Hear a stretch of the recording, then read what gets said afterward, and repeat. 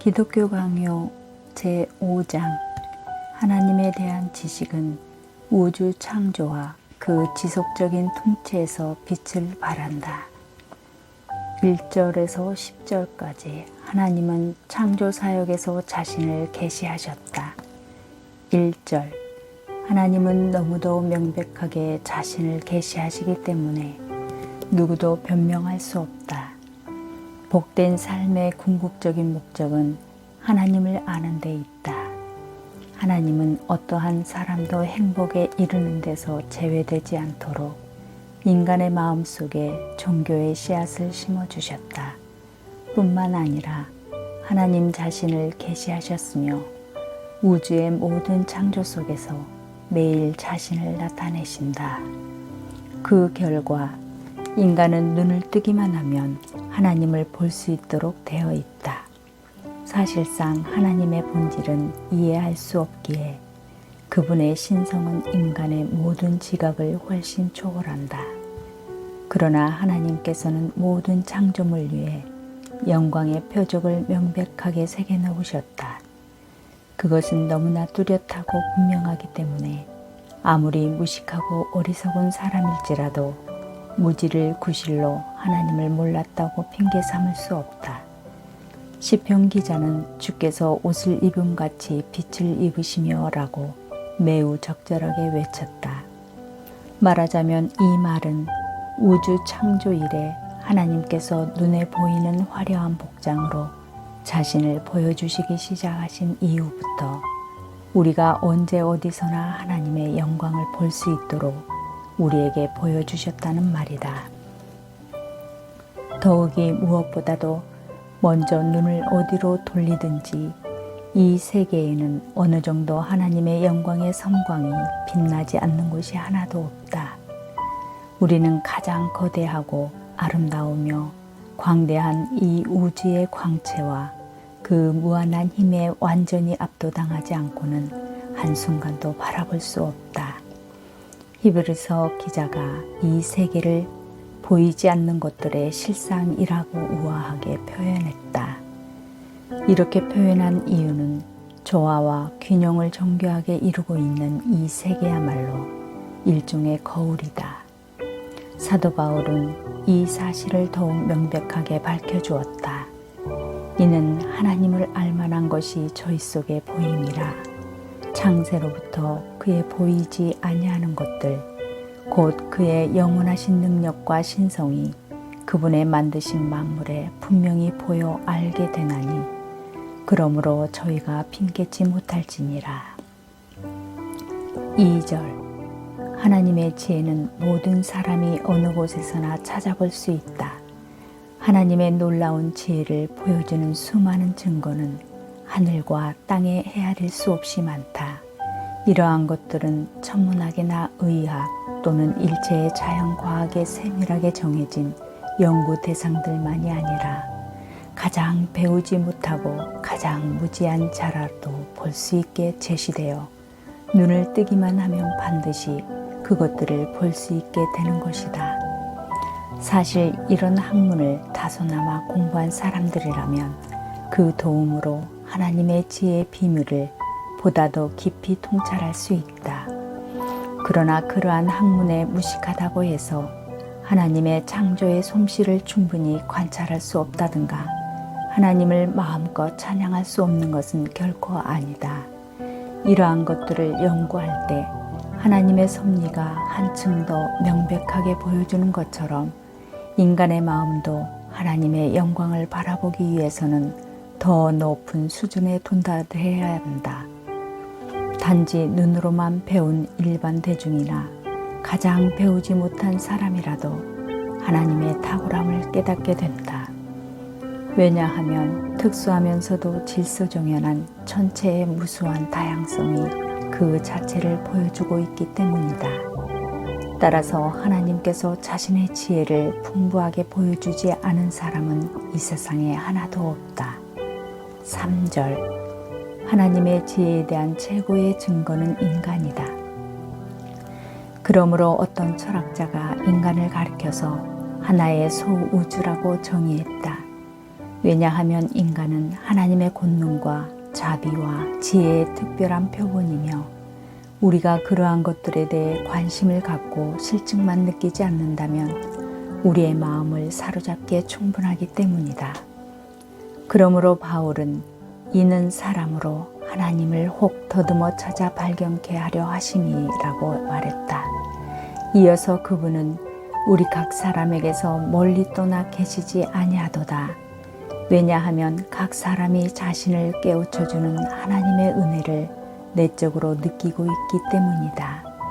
그런데 하나님을 이해하는 데 있어서 인간의 한계를 넘어설 필요가 없다고 주장한다. 그렇다면 하나님을 발견하기 위해 자신을 낮추지 않는 자들의 그 게으름을 어떻게 용서받을 수 있을까? 이와 똑같은 이유로 다윗은 도처에서 빛나는 하나님의 그 놀라운 이름과 영광을 찬양했다. 그리고 곧 이어서 사람이 무엇이간데 주께서 저를 생각하시며 어린아이와 젖먹이의 입으로 말미암아 권능을 세우심이여 라고 외쳤던 것이다. 이와 같이 인류는 하나님의 사역에 대한 맑은 거울일 뿐만 아니라 어머니 가슴에서 젖먹는 어린 아이들까지도 그 어떤 웅변가가 필요하지 않을 만큼 하나님의 영광을 전파하기에 충분하다. 마귀적인 교만으로 하나님의 이름을 없애고자 하는 자들의 광란을 다윗은 충분히 반박할 수 있다고 생각했기에 주저없이 젖먹이들을 이 논쟁에 끌어들인 것이다.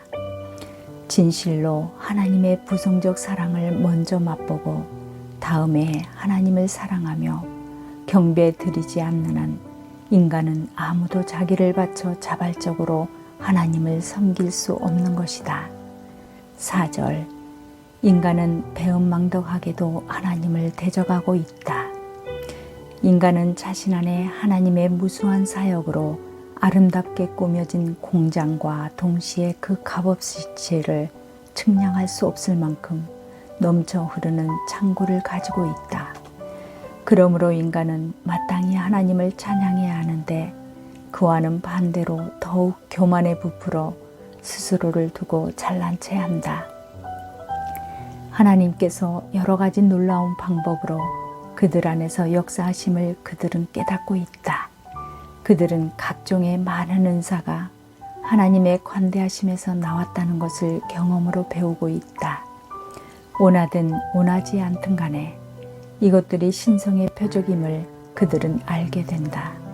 그러나 그들은 이것들을 자기 안에 감추어 가려버리고 만다. 실로 그들이 하나님으로부터 받은 것을 자신에게 귀속시키고 하나님을 분명히 볼 수 있도록 마음에 비추어 주는 것들을 땅에 묻어버린다.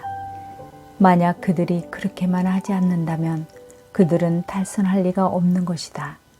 심지어 오늘날에도 이 지상에는 많은 기괴한 정신의 소유자들이 있다. 그들은 하나님의 이름을 도말하기 위하여 인간의 본성 속에 널리 뿌려져 있는 하나님의 신성의 모든 씨앗을 왜곡시키고 있다. 인간들은 영육간에 수백 번이라도 하나님을 발견함에도 불구하고 그 탁월성 자체를 구실로 삼아 하나님의 존재를 부정하는 이 광란이야말로 얼마나 가증한 일인가. 그들은 인간이 우연히 동물과 구별되었다고 말하지는 않을 것이다. 그러나 그들은 만물의 창조주이신 분을 자연으로 대치시키고 하나님의 이름을 삭제해버린다.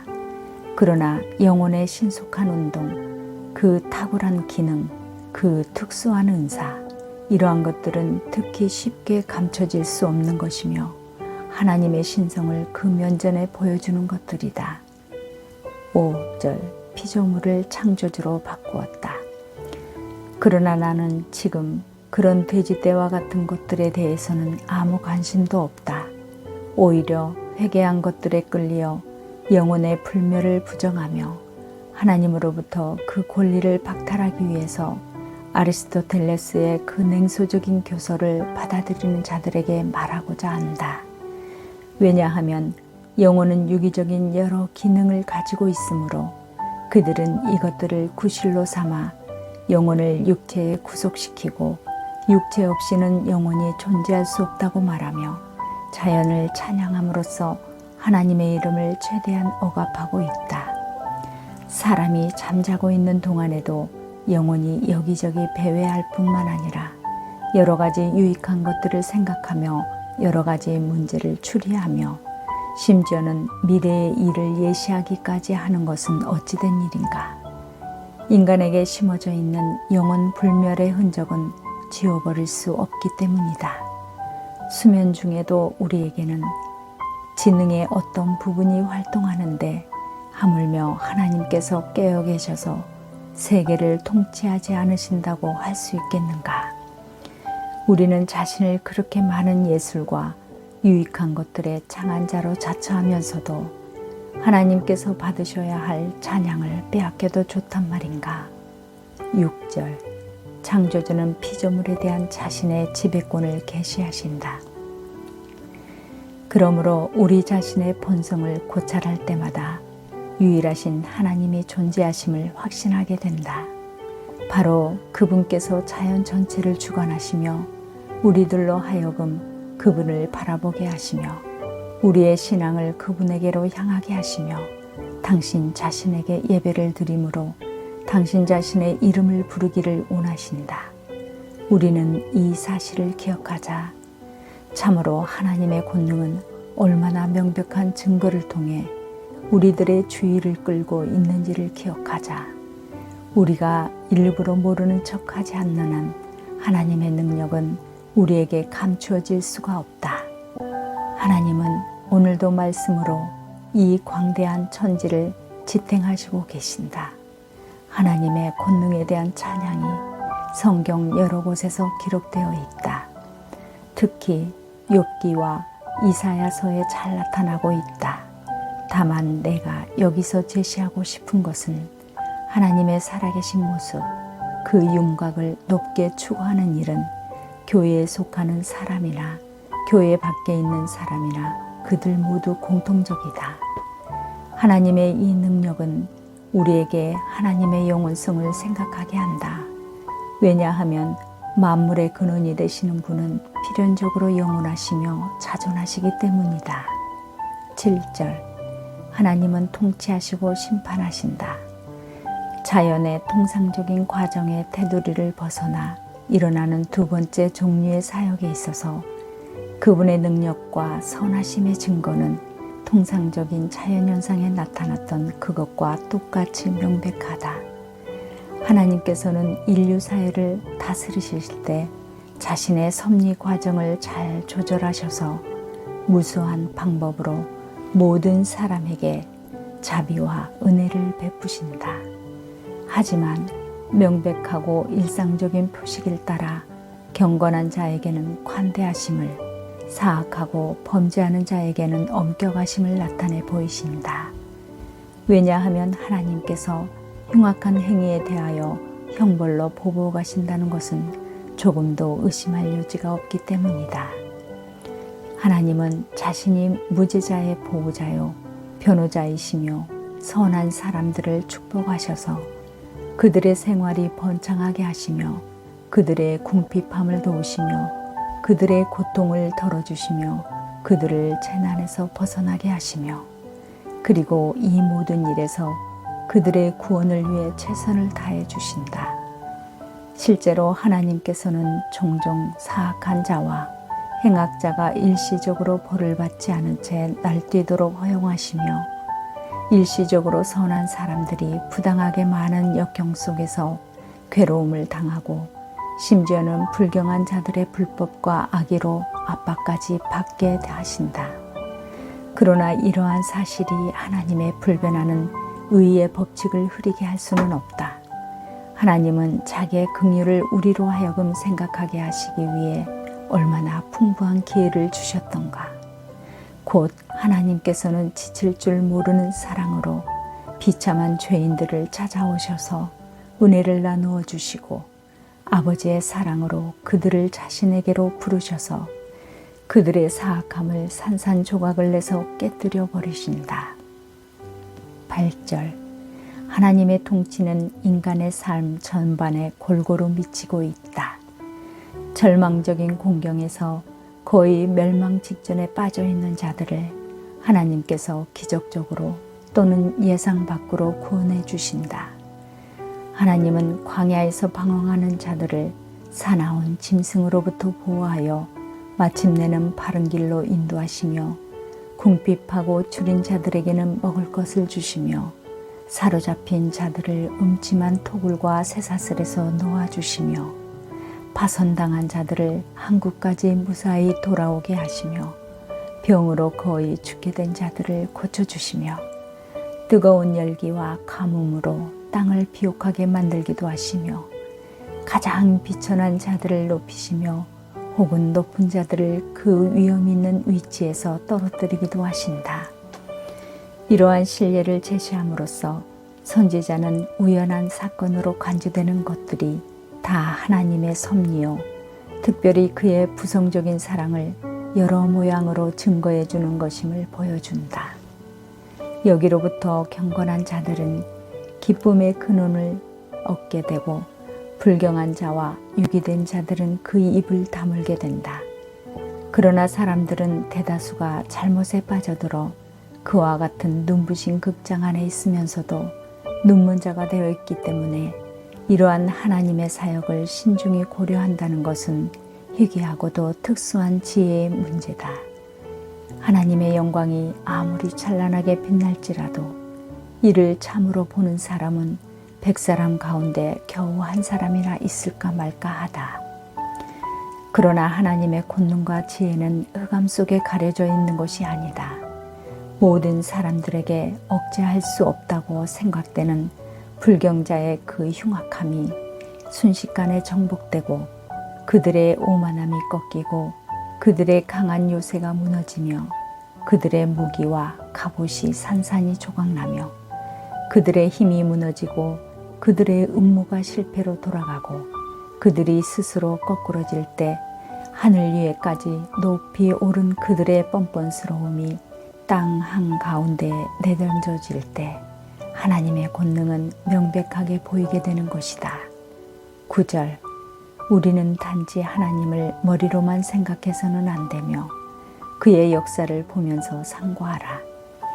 우리는 하나님의 위엄을 설명하며 주장하는데 필요한 증거를 얻기 위해 이 이상 더 장황하고 수고로운 증명을 필요로 하지 않는다. 왜냐하면 우리가 이미 위에서 닥치는 대로 말한 것들은 비록 적은 것이긴 하지만 눈으로 쉽게 분별할 수 있으며 손으로 가려낼 수 있을 만큼 어디서나 분명하고 명백하게 나타나 있기 때문이다. 우리는 여기서 하나님에 관한 지식을 상고하도록 부름받고 있다는 것을 주의해야 한다. 이 지식은 공허한 사색으로 만족하며 단순히 뇌리에서 맴도는 것이 아니라 정당하게 지각하며 마음에 뿌리를 내리게 한다면 반드시 건전하고 풍성한 열매를 맺는 지식이다. 그러므로 우리는 이 지식을 통하여 한층 더 깊이 감동을 받아야 하고 우리의 인식을 통해 파악할 수 없는 그런 하나님을 공상해서는 안 된다. 우리는 여기서 하나님을 탐구하는 데 있어서 가장 완전한 방법이며 가장 적절한 순서는 다음과 같다. 즉, 하나님은 주의 깊게 탐색해야 할 대상이기보다 오히려 경배를 받으셔야 할 분이기 때문에 우리는 지나친 호기심에서 하나님의 본질을 탐구하려고 시도할 분이 아니시다. 오히려 하나님의 사역에서 우리에게 가까이 하시며 친밀히 하시며 어떤 의미에서는 자신을 전달하시는 그 사역에서 우리는 하나님을 숙고해야만 한다. 10절.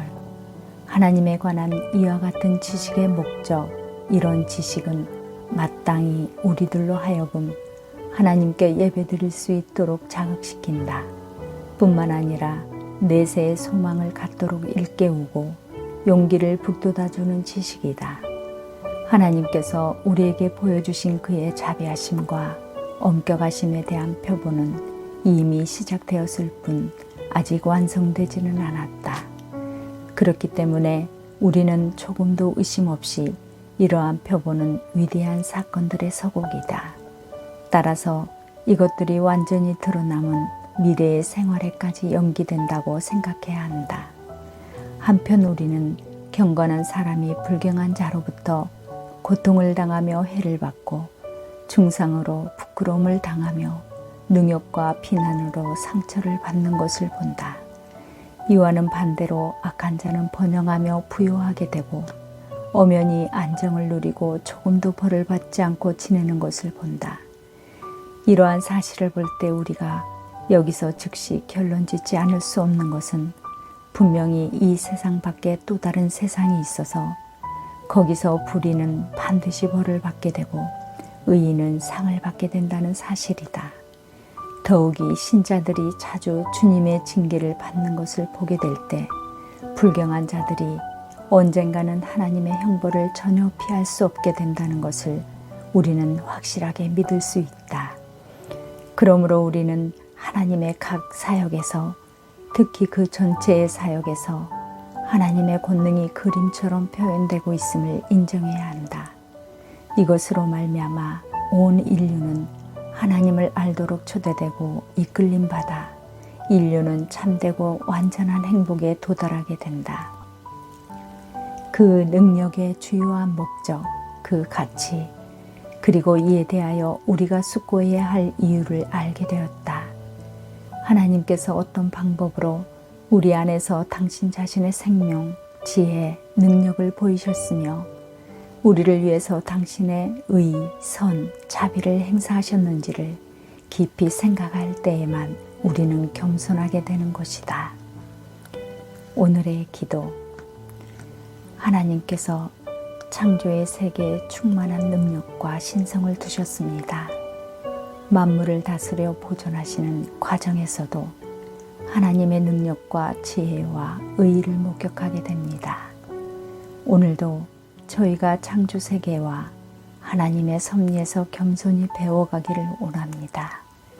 믿음은 성경의 안내를 받아 걷게 될 때에만 탈선하지 않을 것입니다. 믿음을 일으키시는 성령 하나님께서 저희들에게 그 충만한 은혜와 진리로 채워주시기를 원하옵나이다. 주 예수 그리스도의 이름으로 기도하옵나이다. 아멘.